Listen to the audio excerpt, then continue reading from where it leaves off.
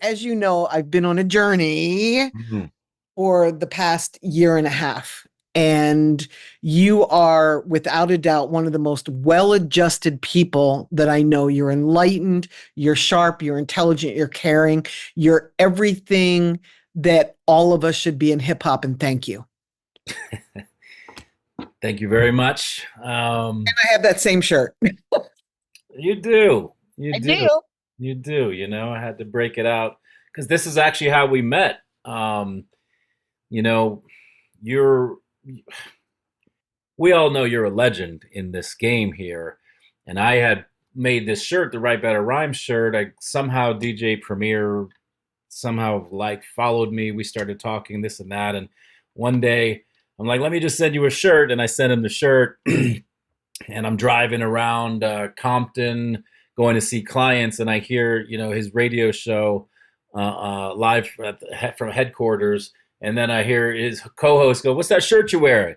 He's like, "Oh, Write Better Rhymes, Rhymecology. This guy's a hip hop uh, therapist, and he does sports rhymes and this and that." And then I did what I used to never do. I went that extra step and I texted him and I said, "Hey, any chance you could take a picture in that shirt?" He did, sent me the picture I back. love it. Then I did the extra step, which I would have never done before. And I was like, "Any You chance you posted could it? post it?"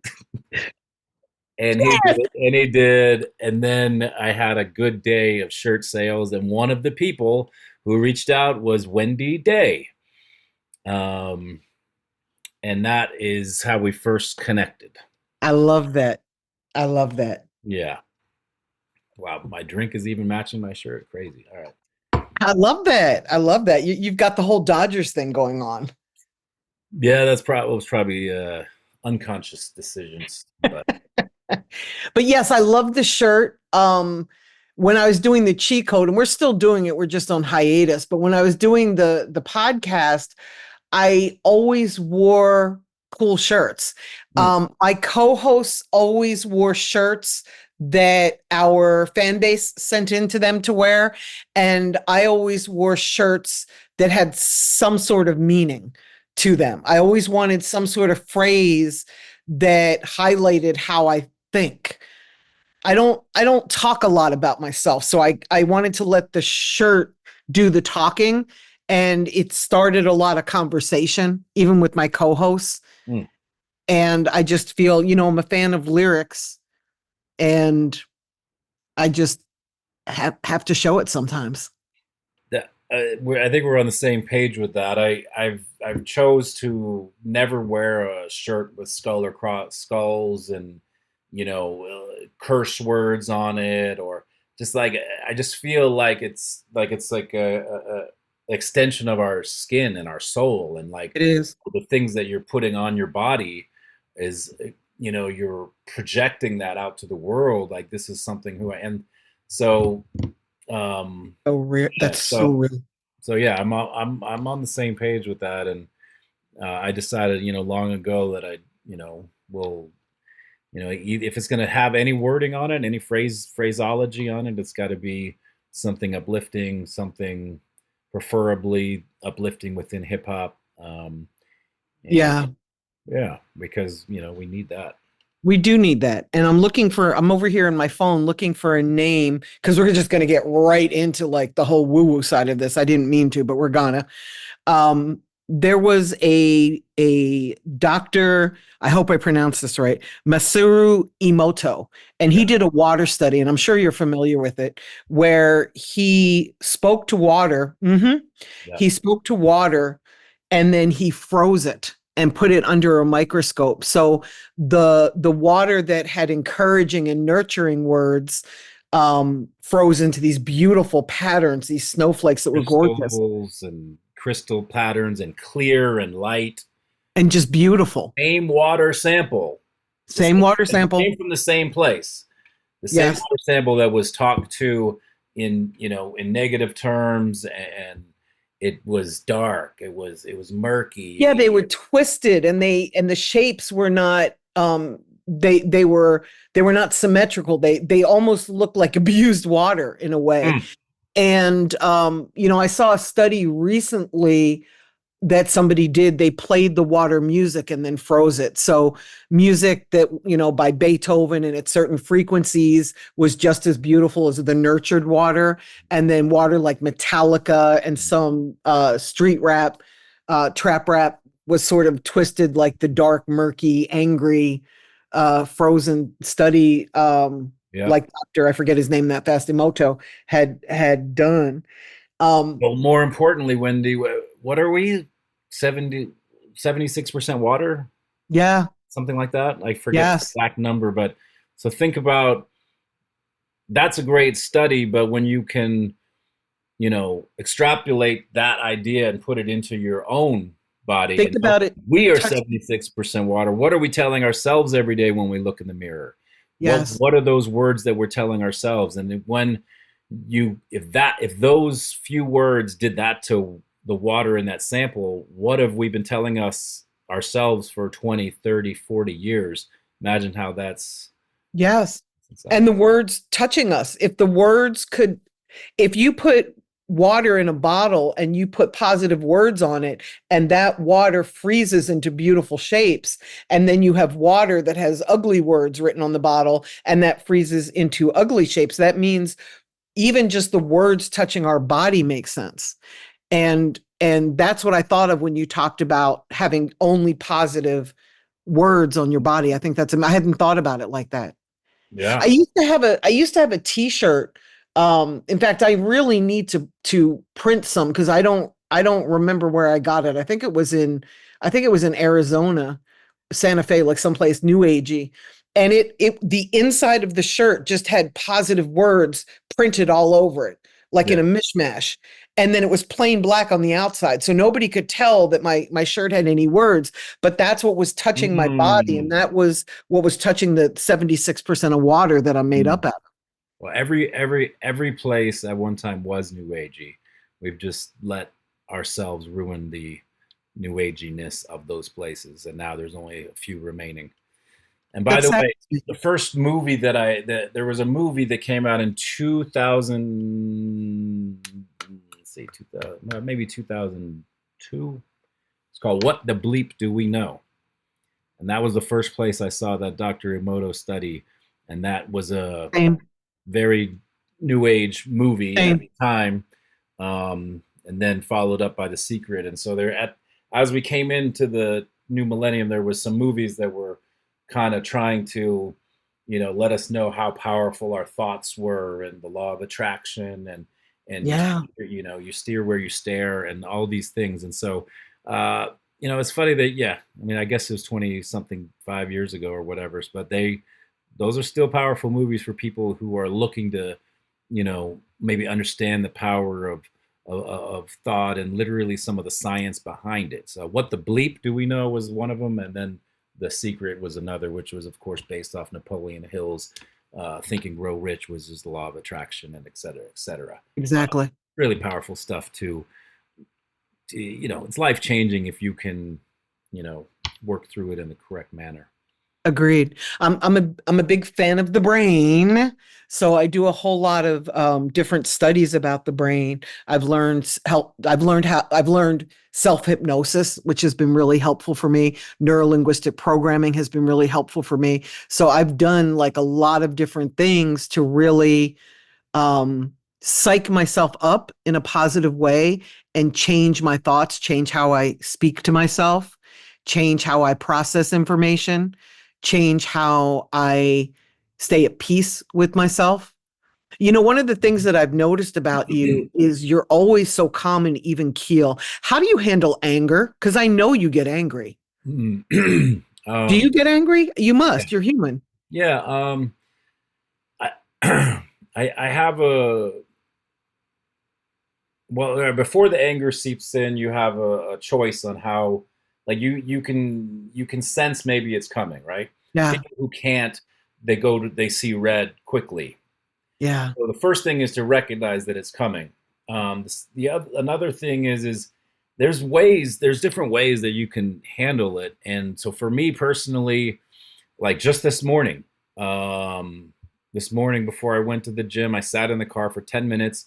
I turned on my meditation playlist, and I was feeling frustrated about, some political stuff or whatever it was, and I just went into what I visualized going into a safe place, visualized, what I wanted to see, and put the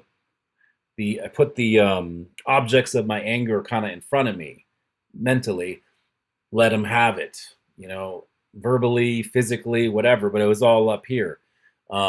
Because, that if you can, get through the emotion in that way, you're not going to walk into the gym or the Starbucks or the whatever, Start blasting on holding people. this stuff that most of us walk around with these boulders on our shoulders, right?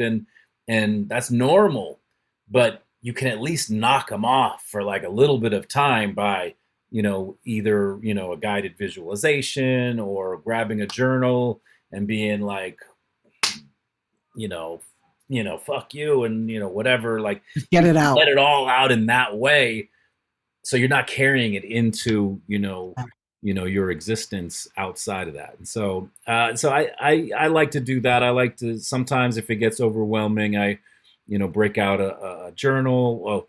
Well, break out a song. Like, I do it, of course, in song often. Like during 2020, I was really really frustrated with a lot of different things, and I I was walking around so angry and so heavy.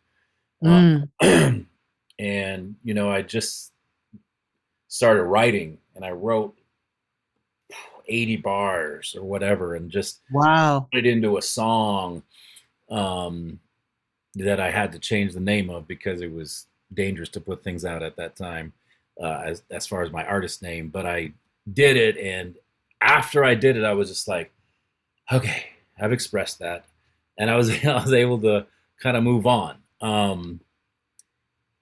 Not completely, but it was enough so that I didn't walk around like project like shooting out these lasers of anger, which at that time. And so that doesn't happen often to me, but that was a good example of how I handled it. Um, and so journaling, song, meditation, that's my main ways. I love that. Yeah. I love that. Thank you for sharing that. I think we should tell everybody who you are now that we've already like talked for an hour and a Yeah. half. Yeah. My name is Jeff Walker. I created Rhymecology. Rhymecology helps people express, discover, and recreate their stories through hip hop lyrics and culture. You've written a couple books too. I have. I just Do you realized. have do you have Rhymecology there? Because Just realized we might talk about it. Oh yeah, let's. I have my background the on. blur is too much. The blur is real. The blur Uh, is real. but yeah, you've got the breaking through with bars over there, which This is, is your second book. yeah, breaking through. Yeah, somehow. Are you freaking kidding me? There you go. The breaking through with bars. Express, discover, recreate your story through hip hop lyrics. What is so cool about that book, Miss Wendy Day, is that I wrote two books previous to that. Oh, there's two. Yeah, one was I wrote as a guide for mental health therapists, mental health workers who worked with youth and might not have been able to connect with them. So it was written more Wow. towards, the few people who work with youth but still liked hip hop and wanted to connect. So it was a bit of a smaller target audience. Yeah. And then the other book was The Art of Hip Hop Lyrics, which, breaking down the basics of rhyming and hip hop, different song structure, song concepts, literally how to write multisyllabic rhymes, stuff like that. And so I had those two, um, and then the Breaking Through with Bars, which just came out, is a book that really it's more it's more tactile for people because you can do the exercises in the book. So It's a so workbook. the book is inspired by Rhymecology sessions, which I do as a one-on-one transformational rhyme coach, as well as at my school called Pendulum Ink. So Pendulum Ink is we're the premier online hip hop lyric writing school, but also we have a branch of mental health. And so that's the branch that I run. And so every week I'm doing a session for our students where we're breaking down the bars of a legendary artist. But then at the same time, at the end, I'm giving my students a chance to break through with bars, literally write about the deeper topics that we might not always talk about, the ones that we're scared to write about, or the Right. ones that we need to write about. Right. So all of that greatness been put into that book so that you can pick and choose your exercises that might resonate best with you. um, and you'll have a breakthrough or two if you go through those exercises. Absolutely. I'm Yeah. actually I'm gonna share one later if you don't mind, because I'm gonna go down that path, and I want to actually do one of them Okay. with you if you're cool Yeah. with that, because I think that's going to be very helpful for anybody that's watching this. Yeah. But can I come back a second, and I want to ask you how you got into the music industry, and then I want to talk about Pendulum Ink if you don't mind, Of because course. I'm surprised I'm not wearing the t-shirt. I love Pendulum Ink. There's a lot to love in the ink. Uh, Agreed. so how did I get into it? That's really a story. I guess that's really a story of perseverance because I shouldn't have been in it. Probably should have, moved into Orange County and worked as a, salesman or a banker. I did. That's just what a lot of people I know did. But Yeah. I never had an inkling that I wanted to or could do that. So it's been quite the journey. I just fell in love with hip hop with 88, 89, 90, Gangstar, NWA, the some of those early. I'm like, what is this? Because it resonated with me because I was a kid who moved every 2 years to a different school, and not only a different school, different country, not even different city, a different country. I lived from age 1 until 12. I lived in 5 countries. So I Wow. never could get settled, right? I was 2 years. Oh, I got these friends. Here you go. Let's move again. Let's move again. And while it seems glamorous as a kid, all you feel is I'm being Loss. uprooted Feel and lost right. and alone. Um, yeah, and then when Mm, my parents split up, I was 12, 11, 12, and same. within a couple years, that's when Straight Outta Compton came out and Easy Does It. I'm like, okay, I'm resonating with this, not because um, are we cursing on? Are we allowed Yeah. cursing? Yeah. Fuck yeah. Yeah. Look, not because I didn't say fuck the police because I had problems with the police. I said fuck the police because I was angry that I kept moving and I could like I had anger, right? And so you know, David Lee Roth or White Snake or like, yeah, they were cool, but they didn't resonate with what was going on inside of here, right? And when Mhm. someone said, fuck the police, Rand said it with authority, we're a majority, like, I said it with authority, like, that feels good, you know what I mean? And so Does feel good. it just Still feels good.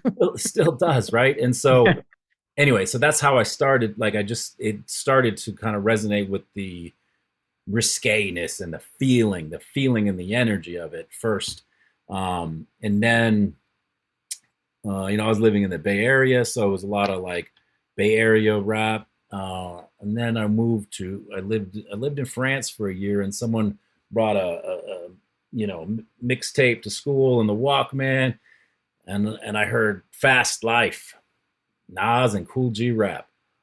And I had always kind of written short stories, and I was starting to write, the some simple bars. But then when I heard Nas and Cool G do Fast Life and like portray us rock like Amadeus, and I was like, my brain was like trying to follow where the rhymes were. I'm like, wait a minute, hold on, he rhymed here, he rhymed here, and that day I fell in love with the art of rhyme, like just the actual art of it.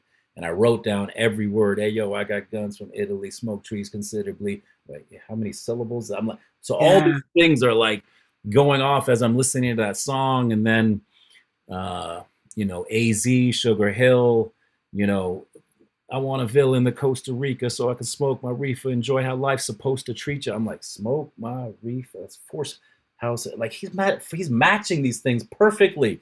And so like, Perfectly. even like at that time, 95, like I started like getting into the art of rhyming. Now everyone's talking about multis and all the.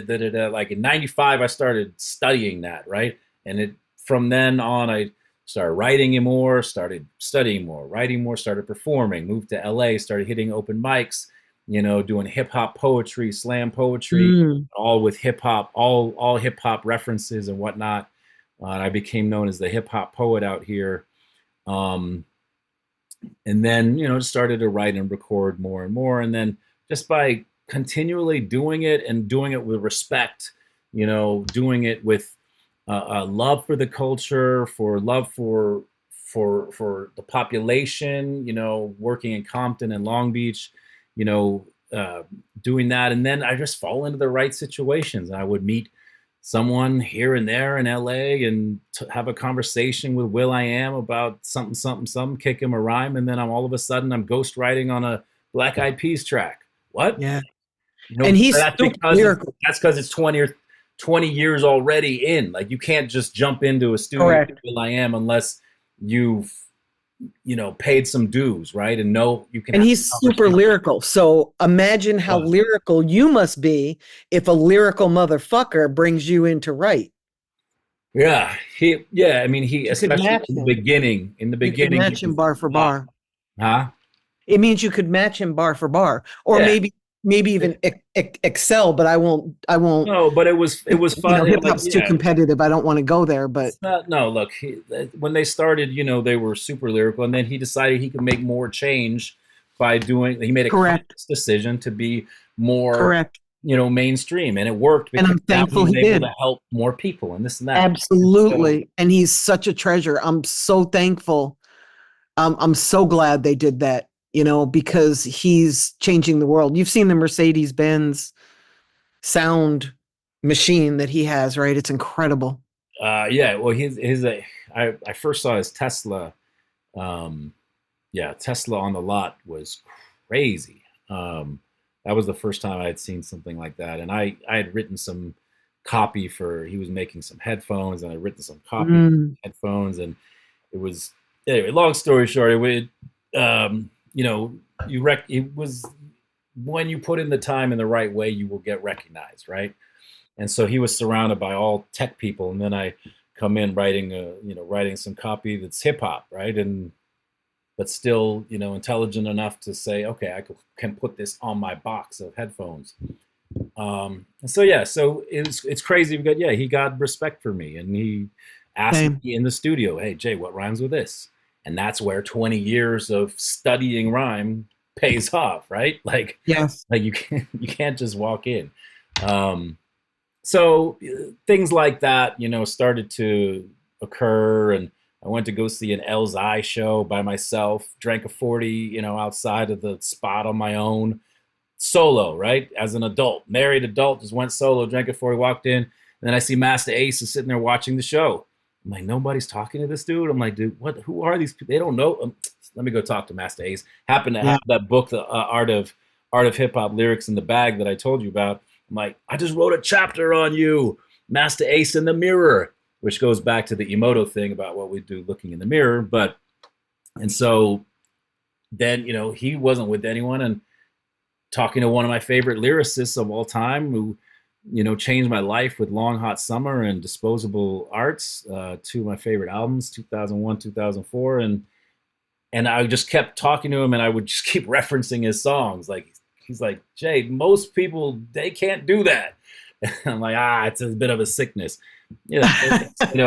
Stayed friends for a while, and now I got a track with him on this album I'm gonna put out whenever I put it out. And it's And he's such a nice human being. he's Like, of all the people for you to bump into, I'm thankful it was him and not somebody that, was kind of attitudey.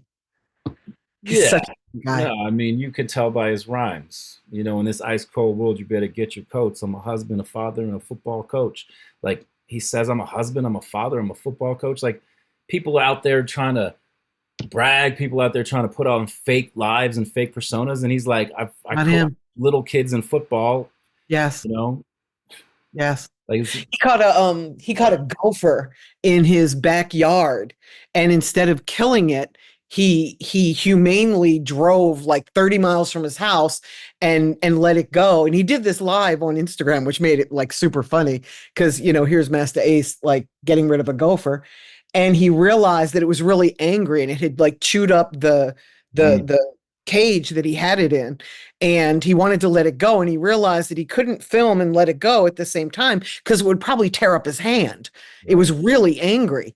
So some guy was walking by and he said, "Hey, could you hold my phone and film this while I let this Mm, gopher go?" It was pure comedy. yeah.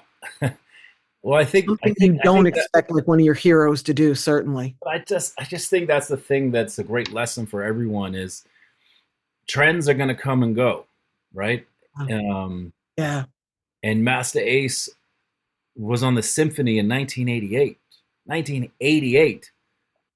And then he did his car rides in the early 90s. Then he did Disposable Arts in 2001 and then Falling Season in 2000. I mean 2018 he had one of the best albums with Marco Polo, the Brooklyn album, and that's 2018. His first shit was 1988. So while trends come and go, like someone who's self-deprecating a little bit, got humility, Humble. modesty, Yeah. but is still a killer with the pen. Like it feels to me like that's the kind of person, who has that longevity because, mumble rap or this or that, whatever it is, like it's great for the moment, but like how am I connecting emotionally to you? And the way I think Ace has done it, especially in his comeback, like is, um, the fans that we could like. I bought his new album Richmond Hill. I didn't even listen to it. I bought it on vinyl, and I'm like, I don't care. I'm supporting this human being. Um, Yeah. anyways, I just think there really is something to that as far as the longevity of an artist and how we as fans can connect to them. He's a good example. He's an awesome example. Yeah. He's an awesome example. So, what is your favorite part of all of this, of all of the things you do? Because you do so many different things, right? You teach, Mm-hmm. you rap, Mm-hmm. you're the therapist, Mm-hmm. you perform. Do you perform? I have not been out performing much. Ironically, I think I'm going to on Friday. Good, I'm teaching at Taxi Road Rally, which is a singer songwriter music conference in LA. good. Probably, I'm going to be teaching a class there, and I'll probably kick a kick a piece at least there. But no, I'm not really out performing very much. But I paid my dues. Like I said, I won battles on Crenshaw that not one of my friends saw. I've been out there, doing it all alone, just for a long time. Spoken word, and then, recording and battle, different poetry slams and talent competitions and all that stuff. And so I feel good about that because that was never my big goal. I'm not like I just don't love getting out and performing, but I love teaching. I love having one-on-one sessions. So like I work with people. I'm a transformational rhyme coach. So like even before our call, I was working with someone, and we're going through the therapeutic side of things, and we're going through the mindfulness and all this stuff. But and then the second half of it, we're working on his concept project, and it's like we're crafting a concept that has to do with the individual. So all that we talk about in the like mental health therapeutic side, it's going to be put back into rhyme for this project. So we're not just rapping to be rapping. We're rapping about what happened when you were 5 at this place, and what happened when you were 12, and then and so it's this concept of growth, of because we all have a wounding that we go through, usually some age 7 to 12 ish. There's some big wounding that usually happens, um, and how we work through that. And so you're going to see that, you're going to feel that in these projects. So everyone I work with one on one, we do this, we do the talks, we do the exercises, but then it's all going to be coming back into in the form of lyricism. um, and so when you do that, then people are going to be listening, and they're going to be like, oh shit, I went through that too. And so it's just like such a win-win. um, and so while I can help people with rapping and help people, crafting crazy bars and triple entendres and all that good stuff, this is the most powerful thing when you work one on one, and then it spews back into the ether and in this concept EP that is therapy on wax, and then other people can gain from. So I think that's my favorite thing. And Mm. you know and that all ties into Pendulum Ink, that ties into my coaching, because a lot of the students from Pendulum, they do work with me one-on-one. So it's all like this big rhymecology tree. And so what's the favorite? Really, it's just everything that's in that tree, because it's, I guess it's a dream come true that all those things all wrap around the rhymecology tree, and there's just different branches of it. I don't need to have another tree down the block where I go, to the office and sit behind the, crunch the numbers and then come back. No, it's all in this tree. So that is really what is the best. I love that. I love that. I was going to go down the Pendulum Ink road, but ironically, you just talked about the rhymecology exercise that I wanted to do with you. What are we looking at? What page are we? What 82, turn your hymnal to page 82. And you're talking about formative years, which is 7 to 12. mm, And you're asking the artist to think of a profound moment that affected them deeply, that changed them. And if you can pinpoint it, you're asking them to take a moment to feel it, which is really important. A lot of the different workbooks that I've been utilizing, um, they kind of get me out of my heart and into my head, which defeats the purpose. One of the reasons that I started therapy a year and a half ago was because I had three emotions. I had happy, sad, and angry. And sad really just made me angry. So I really had happy and angry. mm, I didn't like being sad. It made me feel uncomfortable. mm, And I learned that there's way more. So I've learned now I'm still not 100% there. And I'm, fighting 60 years of squashing stuff down, right? But I'm getting there. And this was, in this book, this is what really spoke to me. mm, So after they feel it, you have them relive it, and you have them think about how it changed them and their beliefs, and then write about that day and include descriptive details and feelings. And if you can't pinpoint a wounding, feel free to write about any strong memory you have of childhood. But I think everybody has a memory of wounding. It's just a matter of, are they vulnerable enough to let it come out, all these years later. yeah, And and sometimes you don't know.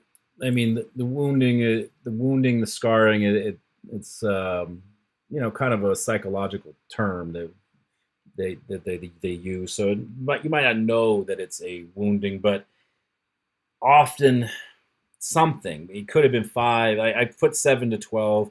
It could even be as early as 5 ish, 5 to 13 maybe. Like there's something that happens that um, changes the way changes that us. we perceive the world, right? Yes. Um, and so to be able to pinpoint it is important. And you might not know that you are living. You're projecting. For all these decades, you're projecting these thoughts, feelings, emotions, decisions, behaviors into the world because of this thing that happened when you were there. Like, hold Yeah. on, like wait a minute, someone touched me there then, and I wonder why I'm so angry now. Like, no, that wasn't like, so go back.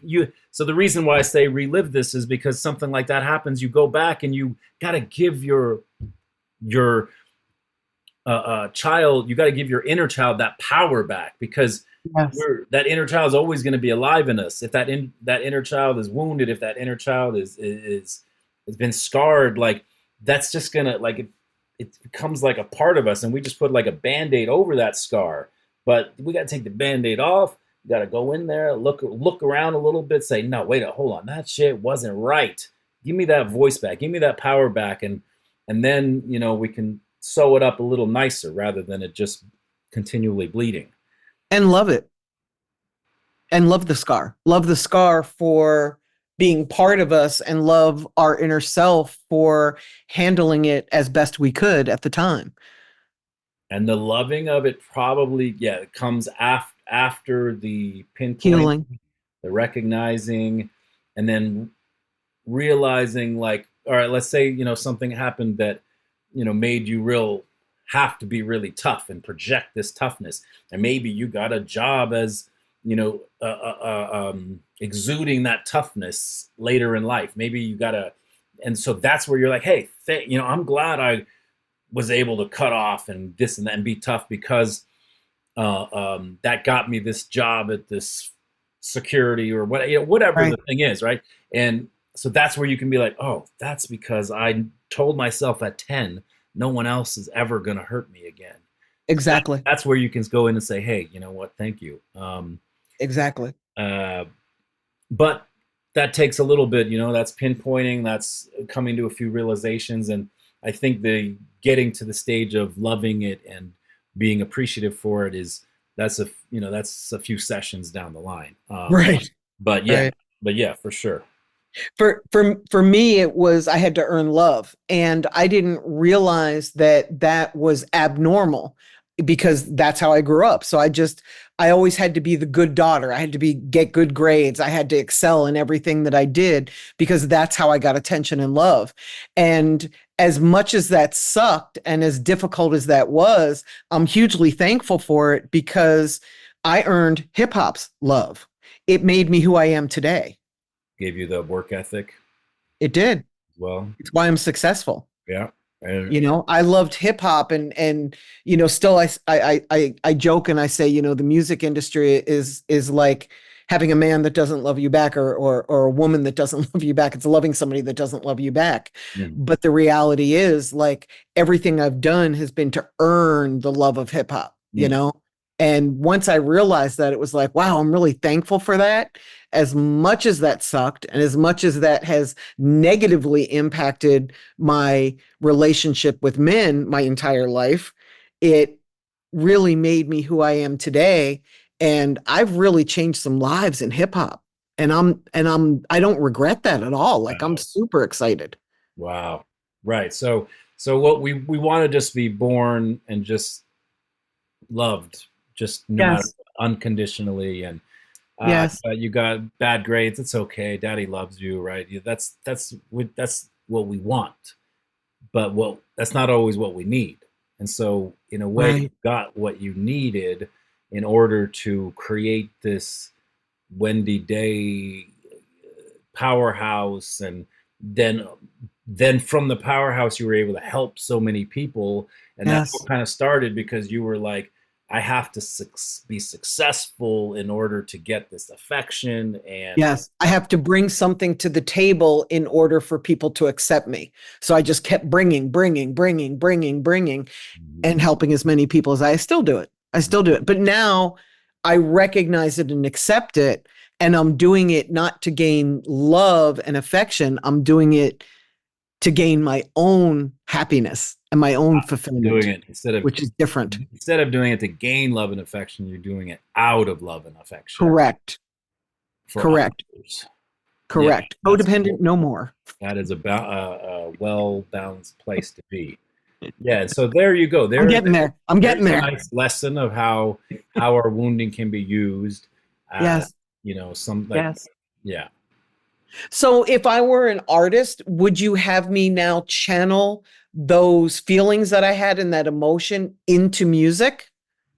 Yeah, well, let's if say we were doing that exercise, I would uh, we would first we would be listing all kinds of things like, you know, we go to a specific memory. Maybe there was a day you came home with a 88%, and dad said, you should have got a 98%, and that was the day you said, no matter what I do, I'm not going to be good enough. Right. Then I would focus on that day. What were you wearing? Oh, wow. What shoelaces? What shoes did you wear when you see your feet walking into the kitchen with your 88? Where was your dad standing? What turn like And what do was people remember that? a lot of times when it's a big That's event impressive. like a lot of times when it's a big event like that, you remember more than you think. Yeah, Oh, and look. To be honest, though, you might not remember the exact, shoes you were wearing, but at that time of you being 8, you might remember. Oh, I had the Pro Keds when I was 8, and it might not be that day. got it. Kind of like what I used to wear the jean shorts, Got it. when I was 8, and so you can probably extrapolate. Piece it together. Yeah, Yeah. I could um, probably remember what room I was in if that were the situation. And something like that, right? I had different situations, but I could remember like where I was, And when what I was the came to a smell? What was revelation. the smell when you Yes. walked in and you're like, Yes. oh, yeah, okay, all right, someone's drinking, or but like there's some, or whatever candle, like you'll get. So my whole point is we'd be listing out all this stuff. We'd be listing, Mm, and then from there, you know what I mean? Like from there, we can start to craft bars from there. You know what I mean? interesting. Walk in, smell the scent of the candle, but I could tell this is one of those days. My dad's emotions he couldn't handle Here you go. because Yeah. he saw the 88, and all I could see was the crazy hate coming from, you know what I mean? Like, and so we take the little memories, and then we can turn those into to bars, which then turn into verses, which then turn into a song, which then turns into a story, which goes into your concept EP, which you will eventually grow from, because then later in the EP we're going to be talking about how that you can bring back that 88 and track 5. Oh man, when they gave me that deal, like all I could see was dad saying the 88's not good enough.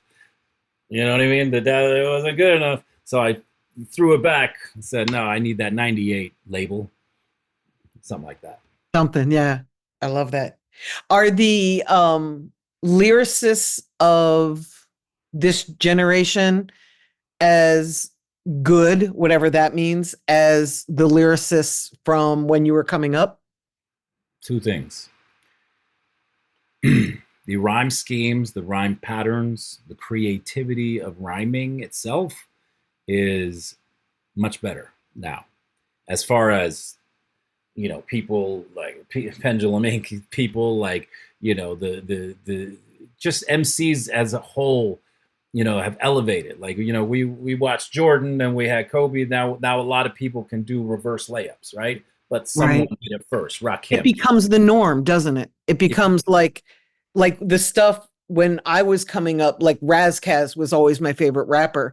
And the stuff that he would say and the words he would put together would make me go, oh shit. But that becomes the norm. And then this generation kind of starts there and builds on top of that. And so my number one thing is, yes, in that way the technical is better. It doesn't mean it's better though, because it's missing a lot. In my opinion, it's missing the emotion from from how this thing started. It's missing desperation almost. It's missing freedom. It's missing freedom because in 88, say in 88, you had Too Short dropping, but you also had Big Daddy Kane dropping. You know what I mean? You also have Public Enemy dropping. Like what? All three of those, they're completely different. Completely. 1990, you got Tribe Called Quest over here. You know what I mean? You got Mac Dre over here. You got Scarface over here. You What? got Naughty by Nature. There was nothing different You have De La different Soul. any of them. De La Soul, Two Live Crew in '89. Like what? Yeah. There was so much freedom um, to be yourself, right? And so even the incredible lyricists of today, for like they to me they just like there's only so many times you can tell me how great you are, and with even if you're putting out a great triple entendre, like it's been done, right? It's been done. It's been done. It's been done. So I to me I find a lot of a lot the pens are tighter. The pens are tighter for sure. Because when like I said before, when I started studying fast life, like not many people were writing like that. Now a lot of people can write like fast life, to be honest. Right. Um, and Cool G rap, like they've taken the forefathers style and they're good at it. But it's just missing to me as an individual, it's missing some of the feeling, right? Remember back in the day that you do a 16 track CD and like you would always have like that like that song that talked about what you went through, like that made people feel good. Like you always had to put one of those on there, right? Big Pun, it did everyone kind of like had one of those. And now it's just like, no, let's just keep talking about how tight we are. God, I love Griselda. I love the way Benny rhymes. I love the way Conway rhymes. And I'm like, okay, give me a little more, give me a little more feeling, personal storytelling, like uplift me a little bit because your pen is so good, right? Um, so I think that's my answer. Like I think that the pen game is better than ever technically, but I think that storytelling and personal stories and emotion, like Sage Francis' personal journals. He had that album, like that was just literally a personally just his journaling, right? It was amazing in that way. Um, Sorry, my brain goes just I hear this and I go over there. Right. I get it. But I totally get it. anyway, I do think that that is one thing that's missing, and that's why I try to put in like so many exercises in here in this book just to like bring that up, right? Like because in the big picture, like I know you're hip hop, the business side of it, and you want to get fans and followers. You got to tell a story that they're going to resonate with. And how do you do that? Usually love, loss, love and loss. Really, those are two major things. And for some reason, people don't write about that as much anymore. Because we're not as vulnerable as people, I think, as we used to be. I think that I've noticed it just with friendships and even in loving relationships, like in dating. There's a lot more avoidant behavior in the world than there was 20 years ago. Ooh. People are more detached than they used to be. So I think that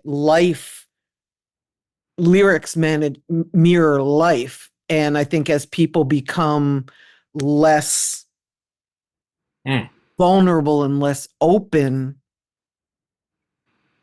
it just affects, and not everybody. I mean, like I'm loving Domani, I'm loving Lady London. Like there's really some great shit out. 100%. You 100. know what I mean? But you're right. It's very oversaturated. And when we were coming up, and I came up before you, I started listening to rap in 1980. I don't think you were born yet. But the reality is that it wasn't about making money. It was about doing something that you were really in awe of, and doing something because you were part of a culture, and this is your way of giving back to a culture.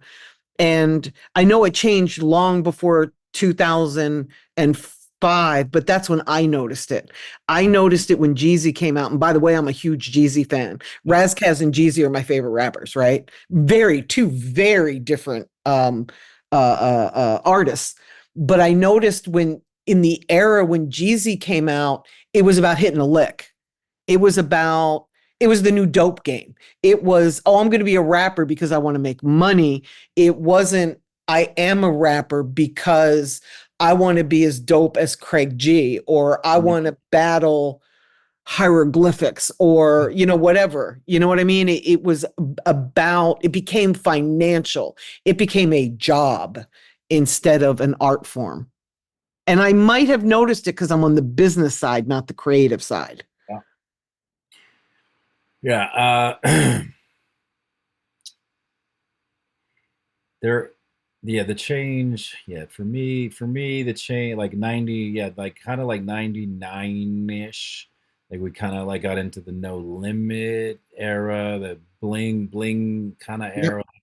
Like that's Yep. when like I'm like even 98 was an incredible year for hip hop, like just Capital Punishment, like Lauren. I mean, there was the Killer Priest. There are so many incredible albums in 98, Aquemini. Yeah. Like, but I feel like for me, kind of like 99-ish, I was like, oh, so they because Ruckus, Ruckus, like, like 2000, 2001, most Talib, and then like that was coming out, but that was kind of coming out, the backpack rap to me was kind of coming out as a pushback to the Hype Williams type videos and the It was. like it was It like, very much was. you know what I mean? And so like Yes, already it like very much around was. there was like they were pushing that, but the Yes. backpack stuff was still, it was there, but it was like Yes. this was being pushed now. While in like, if you go to like 95, like you can have the Loonies I Got Five on it out Yes. as the same time as like a Fat Joe track, as the same time as a AZ track, as the same time as a Too Short song, like it kind of all lived. But I feel Yes. like around like 99, after like the big videos and the puff shit and all that stuff, like it kind of like it was kind of like, oh, this is how. And I think we've kind of had a hard, we never really recovered, because now the kids are rapping like that. So in my humble opinion, it feels like, when Pete Rock's like making a beat, like he's making a beat because he grew up, listening to like Hathaway in the House or Roberta Flack or whatever, like. And so like there was soul in the house, Yes. and there was like, and the expression of Marvin Gaye and all that was expression of the city. And so they grew up, that's how the beats they made, right? And I'm not a producer, don't I'm a lyricist, but it feels like the energy was that. And so like It was. like if you're 15 now, like, your parents grew up listening to Biggie on the Boat, and like, so like there's like, we're like a generation like away from maybe that soul like feeling. And so like that's why a lot of like younger MCs are maybe not rapping with as much soul and feeling. And of course this is a generalization, I realize that, but I'm trying to talk in the big picture overall. Yeah. There's tons of Yeah. exceptions everywhere. um but like, you know what I mean, I just think, I feel like we're like, we're a little bit away from that feeling of community, of desperation, maybe creating community, then music coming out of it, because now it's just like topics are different. So that's kind of Maybe maybe one, maybe that's maybe that's why we don't have traditional R&B anymore. facts. You kind of made that point just now. That would explain why the soul and the neo soul is just, it's sort of all gone underground. Yeah, It's a really interesting topic. yeah, yeah. Then get get someone like Dart Adams on here, and he'll probably break it down even better. But that's at Yeah. least the tip of the iceberg, I think. Because it feels different in that way. And yeah. So where were we? Was it? I want to come back to Pendulum Ink because I'd really love to talk about that. You know my personal love for what you guys are doing. I'm probably the biggest Pendulum Ink fan that's not affiliated with Pendulum Ink. I think it's an amazing, amazing concept. Could you talk a little bit about how it started and what you guys do? Pendulum Ink. To put it succinctly, we're we're the premier online hip hop school for lyricism, business, and mental health. Mm. So, um, our founder is Mickey Fax, and co-founder is Chilla Jones. Chilla Jones is, one of the greatest battle rappers to ever step on the stage. Um, Held two belts at one time, which I don't think I've Woohoo! done since. Mickey Fax is, if you don't know Mickey Fax, as far as he's probably one of the greatest pens who's ever been around hip hop. Yeah. He's not a quote mainstream rapper, but that's just because he loves the art of rhyming and the art of lyricism so much that he will never sell out that part of it to gain what others may. And his I was studying Mickey Fax for, in fact, this conference I'm going to on Friday. I used to teach Mickey Fax's lines there because I had never heard someone who could flip words the way he had with double and triple meanings and all that stuff. So I used to Wow. write about him and listen to his classic tape Mouse. Um, anyway, so I had got a master's degree.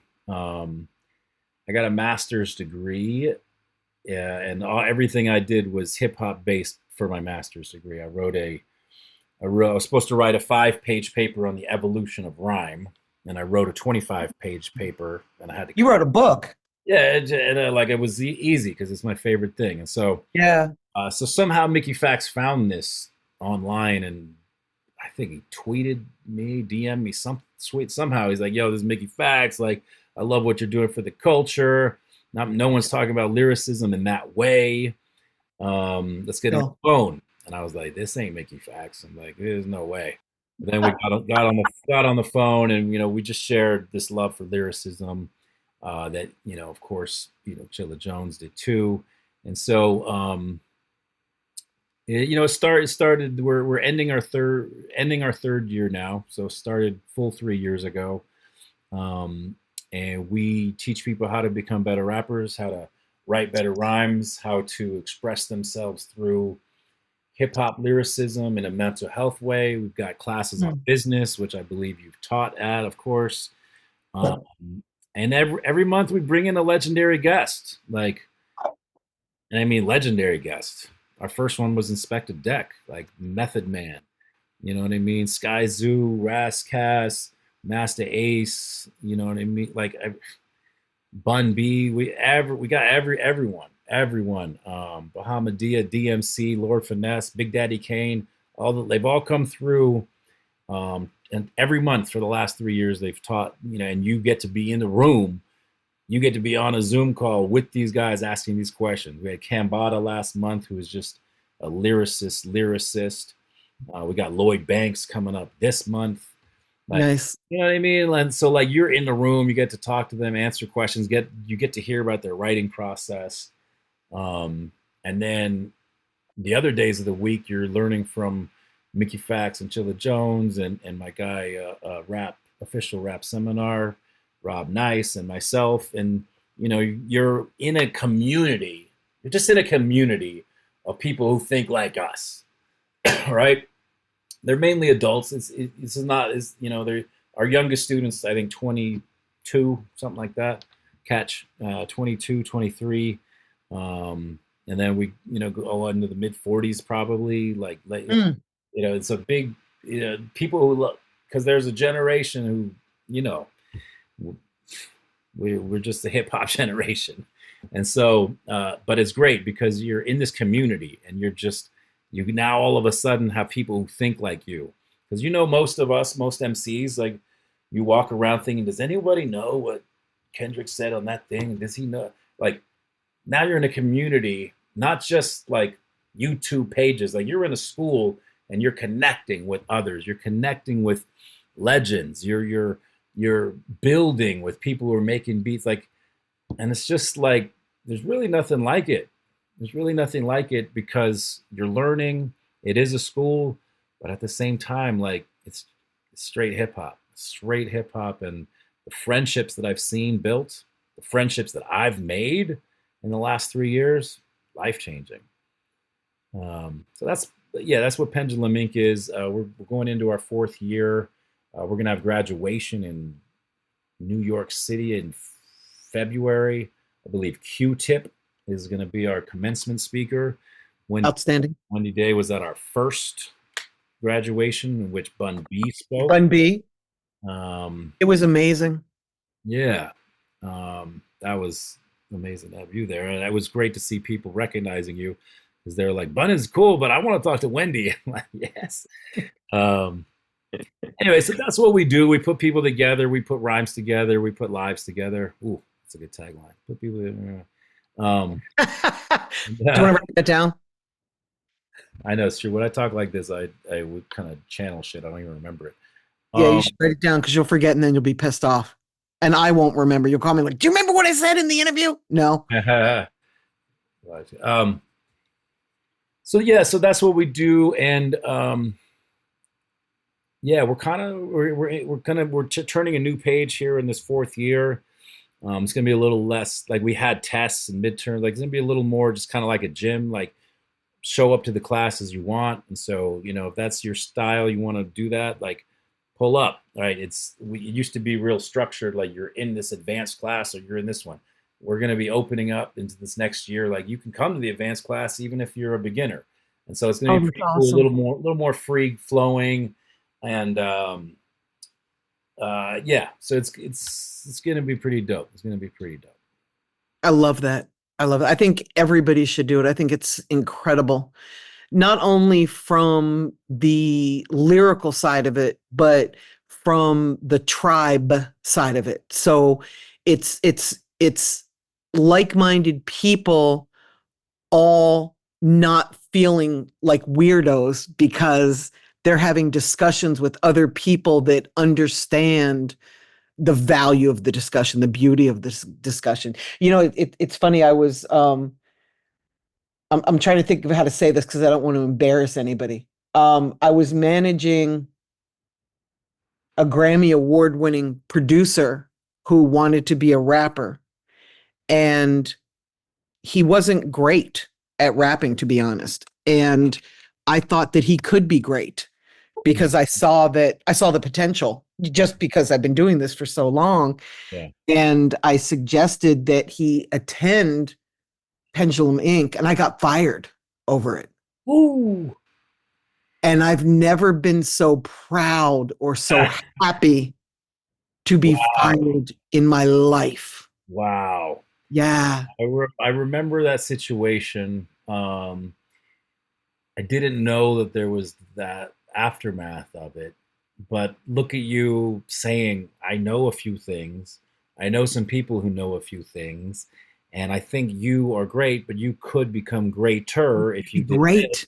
Where Yes. you're already great at what you do, but this one thing, Amazing. do a little Yeah. bit, like that's called just like making a call, standing by it, and then what an interesting way that they responded. Like, Yeah.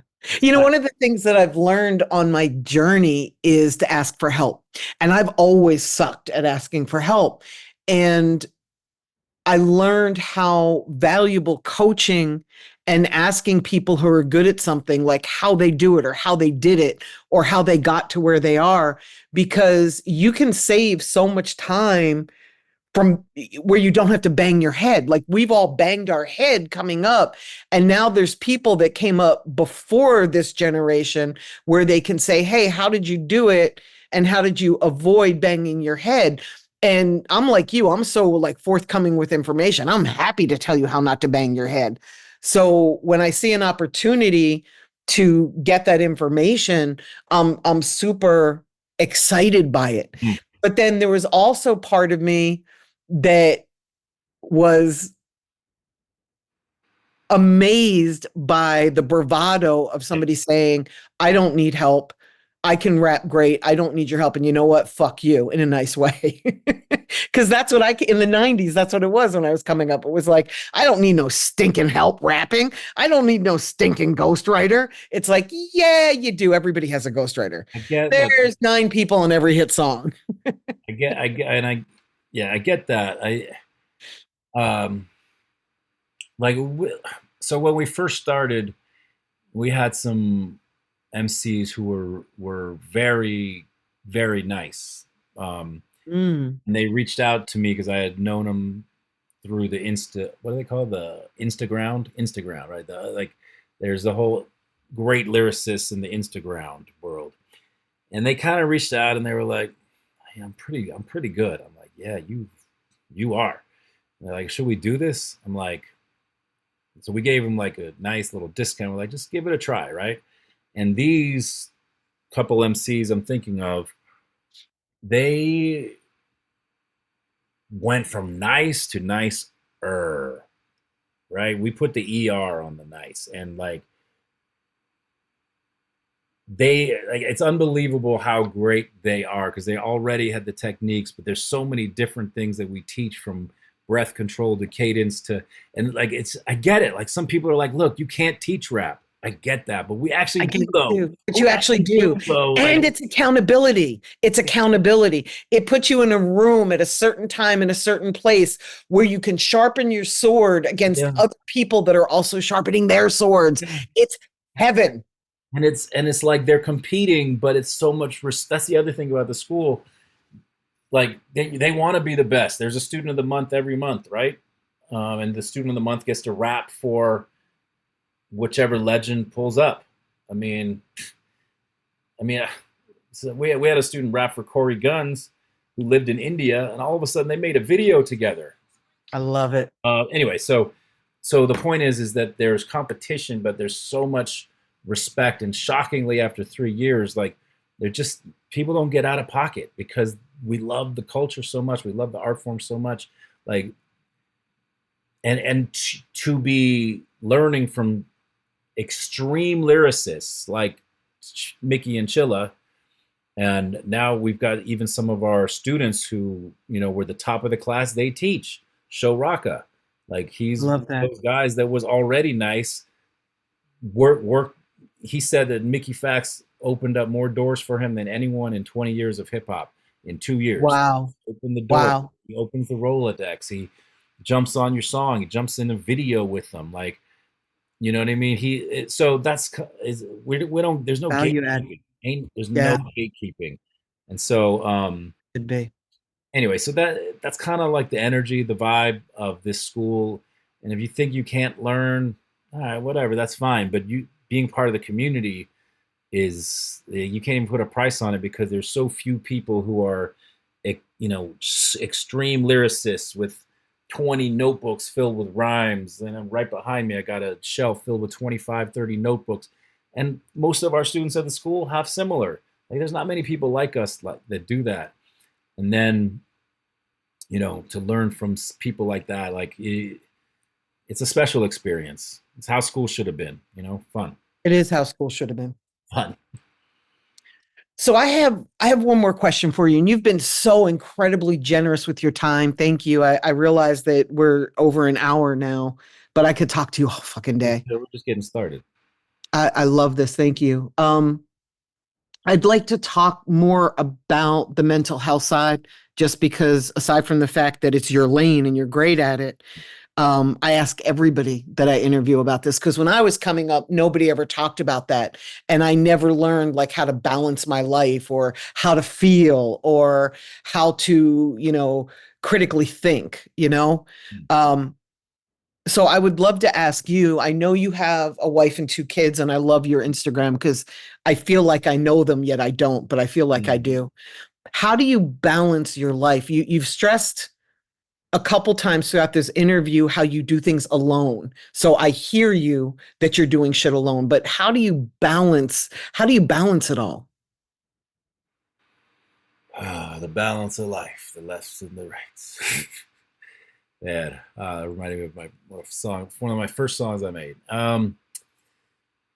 Balance of life, the depths and the heights, the lefts and the rights. So there's a lot of balance that has to go into this because you can get completely sucked in to whichever way you're steering, right? And I can completely get overwhelmed by trying to help my kids get to sports and get to school and study for tests, and like that can literally be all I do. If I that could be all I do, literally. and I'm very grateful. I have a great relationship with my wife, Jilly Moon, and we It's balance. amazing. Yeah, we balance each other out.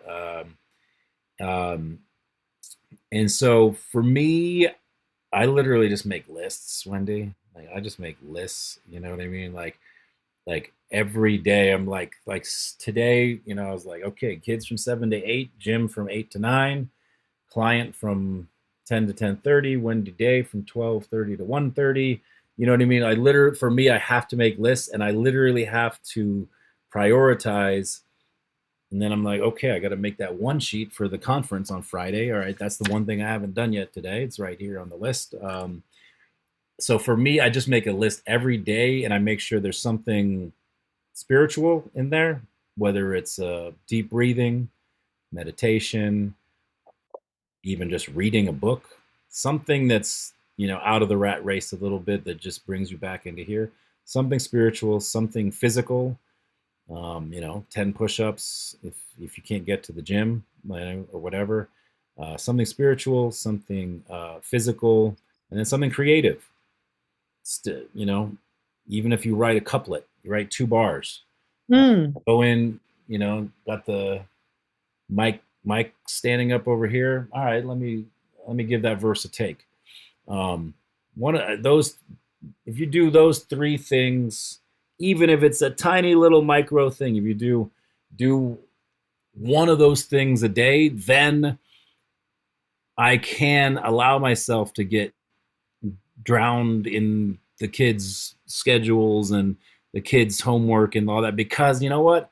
I wrote that nice quatrain. Ooh, I wrote that nice quatrain. I sent it to Mickey Fax, who said, "Yep, it's dope." Whatever it is. You know what I mean? Yeah. Um, Yeah. so like you, it might take literally 3 minutes to, you might do 15 push-ups. You might read one chapter, and you might, you know, draw something, or write in a journal, or write some bars, or record a verse.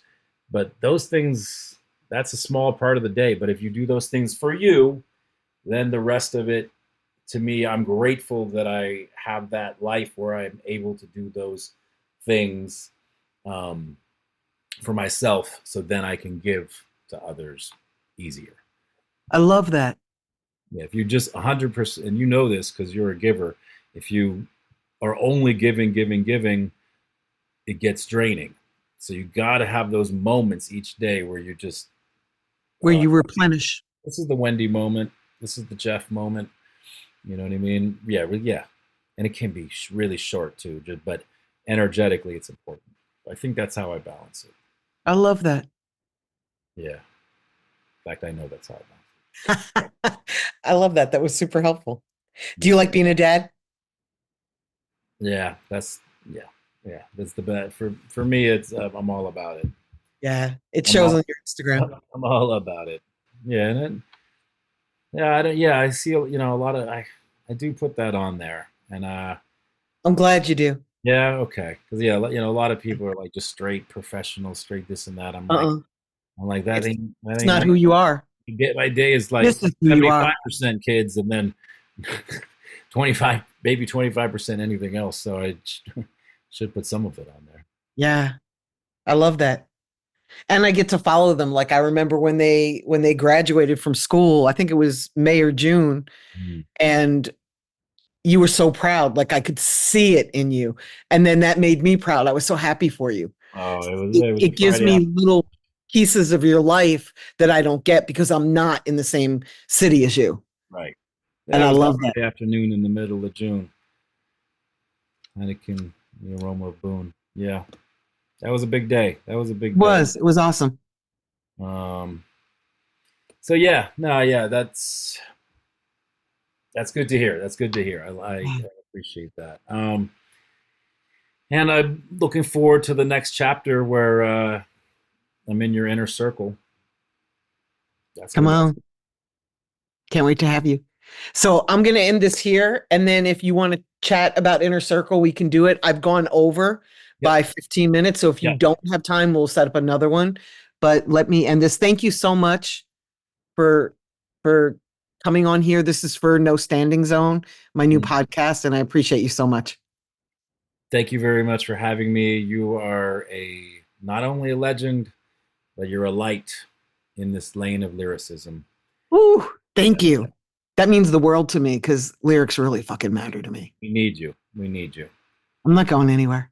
I'm taking care of my health now, so you're stuck with me. Woo!